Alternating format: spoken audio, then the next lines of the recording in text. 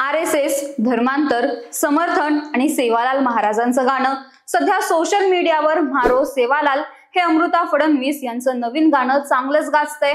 अमृता फडणवीसांचं हे काही पहिलं गाणं नाहीये। आजवर अमृता फडणवीस यांनी अनेक गाणी केली आहेत, मात्र त्यांचं सेवालाल महाराजांचं गाणं सध्या चर्चेचं कारण ठरले ते हे गाणं करण्याच्या हेतूमुळे।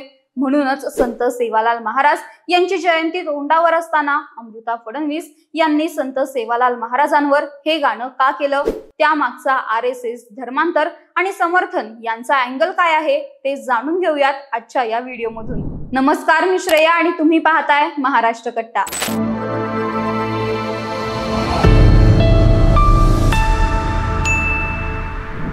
खरी गोष्ट आहे, आम्ही ब्राह्मण आहोत आणि आम्हाला याचा गर्व आहे। आम्ही बुद्धिजीवी आहोत याचा आम्हाला गर्व आहे। आम्ही स्वाभिमानी आहोत याचा आम्हाला गर्व आहे, असं म्हणणाऱ्या अमृता फडणवीस यांनी बंजारा समाजाचे आराध्य दैवत असलेल्या संत सेवालाल महाराजांवर गाणं केल्याने सध्या त्यांच्या या गाण्यावर अनेक जण आश्चर्य व्यक्त करत आहेत। तर अमृता फडणवीस यांनी हे गाणं का केलं असेल, यामागचा त्यांचा हेतू काय असेल, या चर्चा सध्या जोर धरत आहेत।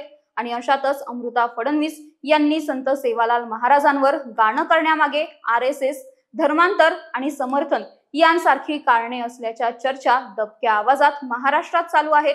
म्हणूनच अमृता फडणवीस यांनी हे गाणं का केलं, यावर होणाऱ्या या चर्चा नेमक्या काय आहेत ते पाहूया। अमृता फडणवीस यांनी हे गाणं का केलं, यामागचा हेतू काय, याच्या चर्चा समजावून घेण्यासाठी 2-3 वर्ष मागे जावं लागतं। 2-3 वर्षांपूर्वी म्हणजेच 2022-23 पासून बंजारा समाजातील लोकांचे ख्रिश्चन धर्मामध्ये धर्मांतरण करण्याचं एक गुप्त मिशन सुरू झालं होतं। या अंतर्गत भटक्या बंजारा समाजाच्या गटांना टार्गेट करण्यात येत असून त्यांचे ख्रिश्चन धर्मात धर्मांतर केले जात होते। बंजारा समाजामध्ये होणारं हेच धर्मांतर थांबवण्यासाठी RSS आग्रही होती। परिणामी RSSने भाजपच्या मदतीने या धर्मांतरण मिशनला थांबवण्यासाठी एक नवीन मोहीम चालू केली असं सांगितलं जातं। बंजारा समाजातील धर्मांतर रोखणे व बंजारा समाजाला हिंदू छत्राखाली एकत्र आणणे या उद्देशाने एक सुनियोजित मोहीम RSS व भाजपच्या माध्यमातून चालू करण्यात आली। या अंतर्गत पहिल्यांदा महाराष्ट्रात असणारी बंजारा समाजाची लक्षणीय संख्या लक्षात घेता 2023 ला तत्कालीन मुख्यमंत्री एकनाथ शिंदे व उपमुख्यमंत्री देवेंद्र फडणवीस यांच्या माध्यमातून बंजारा महाकुंभचं आयोजन करण्यात आलं। या मेळ्याचे आयोजन करण्यासाठी शिंदे व फडणवीस यांनी मोठा पुढाकार घेतल्याचं तेव्हा दिसून आलं होतं। तर त्यासोबतच यासाठी लागणारी आर्थिक मदत देखील सरकारकडून पुरवण्यात आली होती अशा चर्चा तेव्हा चालू होत्या।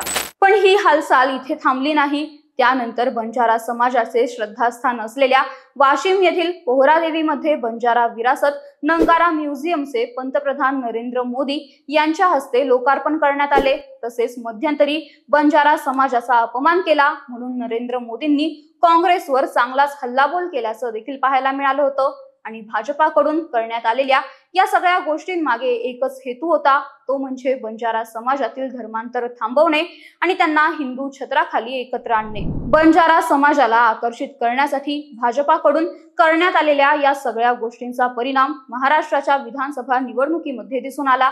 महाराष्ट्राच्या विधानसभा निवडणुकीवेळी महायुतीला बंजारा समाजाने चांगलं मतदान केलं आणि आता त्यानंतर 15 फेब्रुवारीला संत सेवालाल महाराजांची जयंती असताना त्याच्या आठवडाभर आधी अमृता फडणवीसांचं आलेलं संत सेवालाल महाराजांवरचं हे गाणं देखील याच मोहिमेचा भाग असल्याचं सांगण्यात येत आहे। या गाण्यातून बंजारा समाजाने निवडणुकीच्या वेळी भाजपला दिलेल्या पाठिंब्याबद्दल त्यांचे आभार मानणं आणि आगामी काळात संपूर्ण बंजारा समाजाला हिंदू छत्राखाली एकत्र करून त्यांचे समर्थन मिळवणे हा हेतू साध्य करण्याचा प्रयत्न केला जातोय असा अंदाज अनेक जण व्यक्त करत आहेत। आता या सगळ्या फक्त चर्चा असून यामध्ये किती तथ्य आहे आणि किती नाही हे सांगता येत नाही। दरम्यान अमृता फडणवीस यांच्या या गाण्यामागे हे कारण असण्याची शक्यता देखील नाकारता येत नाही। तर तुम्हाला काय वाटतं, अमृता फडणवीसांनी संत सेवालाल महाराजांवर हे गाणं का केलं असेल, त्यामागचा त्यांचा काय हेतू आहे ते कमेंट करून नक्की सांगा। आणि या व्हिडिओला लाईक, शेअर आणि महाराष्ट्र कट्टा या आमच्या YouTube चॅनलला नक्की सबस्क्राईब करा। धन्यवाद।